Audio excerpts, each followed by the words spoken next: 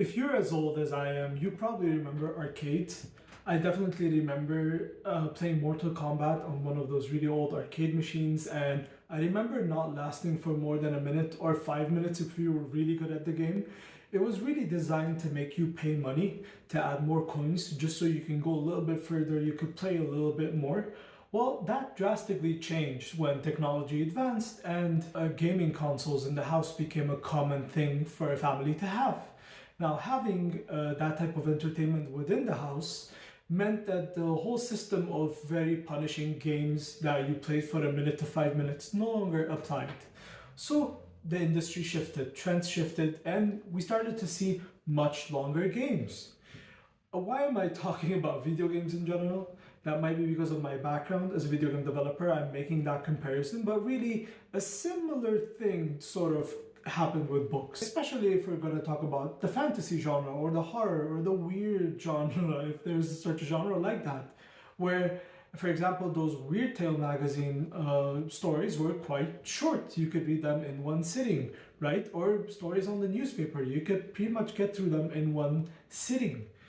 And when books became cheaper and the general economy and wealth of a lot of people around the world improved, the everyday person, first of all, got educated, and second of all, could read, meaning they could now also purchase books to read for entertainment purposes. A similar situation to the home console situation. And what that means that we can now have longer games and longer games. And as this industry improved and it made more money, then it allowed for some companies to go pretty crazy.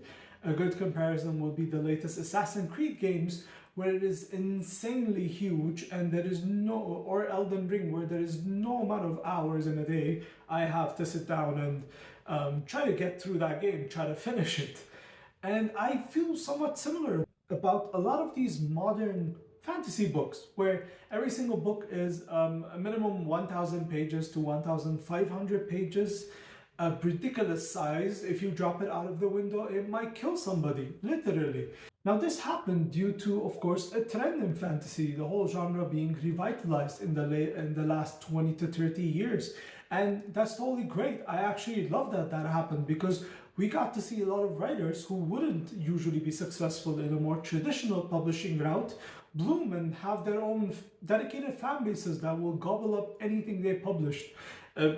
Clearly, Brandon Sanderson and Steven Erikson comes to mind in this matter. But this also allows for a lot of books that are more size than substance. To use one of those authors as an example, Brandon Sanderson wrote The Way of Kings, a book that I genuinely love, and I think it's 5 out of 5. But to be honest with you, if you were going to tell me that a couple of hundred books should be cut from that book, I wouldn't necessarily argue against you. I do feel like a lot of it was bloat. A lot of it was either nothing happening or spending way too much time on the world building, which often works great. Sometimes it just fills pages and does nothing else to the story.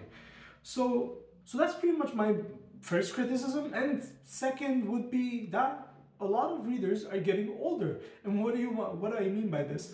A lot of the audience of people reading these fantasy novels are pretty older. They're not those same readers that are on TikTok reading a lot of those romance books or a lot of those. I have nothing positive to say about those type of books. I'm not gonna continue that analogy further. But a lot of the audience that are reading these fantasy books are actually getting older. And when you get older, you start having less time. And I feel like the market is almost not trying to appeal to that anymore. It's almost becoming about like, who's gonna make an even larger book next, you know? For somebody who is married, Steven Erikson is almost an impossibility and an absolute terrifying experience just to even seeing the look of that book. There's no way I've realized there's no way I can read that book with a reasonable amount of time. This is a similar criticism that actually exists in the video game world, where Elden Ring was an example, where, you know, a lot of people played it for a couple of hours, played it for a day or two, and they loved it, but they couldn't come back to it because the amount of time it would require you to dedicate to it is absolutely monstrous, right? We're talking 200 hours of gameplay or 200 hours of reading. Maybe not that much, that sounds like a lot, but you know, it's quite possible these days that a book can go for 30 to 40 hours, a book that size, definitely. I feel like this leaves a huge gap in the market where people want to read those epic fantasy books, but they want to take a step back slightly from the epicness of the fantasy, and by that I mean the page count. So this leaves a gap in the market. And I feel like it's a trend that nobody is almost seeing, and nobody's trying to really capitalize. But I feel like one of the next trends should probably be making epic fantasy books that have a couple of hundred pages less than what the writer wants to make, while keeping the same substance and the feeling of epicness. Now, some people might argue that that's not quite possible for the fantasy book. There are many characters, there are many plot points, there's a lot of world building to be had to be able to build up to the epicness of that book. But I actually disagree, because I've read a lot of books who seem to not do that, who seem to just add a lot of bloat without much substance. To just come back on the Way of Kings example, I love that book, but that book could have done with 200 pages less and without the epilogues at all, in my opinion at least. So I hope people do start picking up on this and start making those books that feel huge while being in a shorter page count. And I feel like it would service definitely to the audience who has a bunch of kids and is married and has responsibilities, is running a business. It would cater to that audience and provide them something that they haven't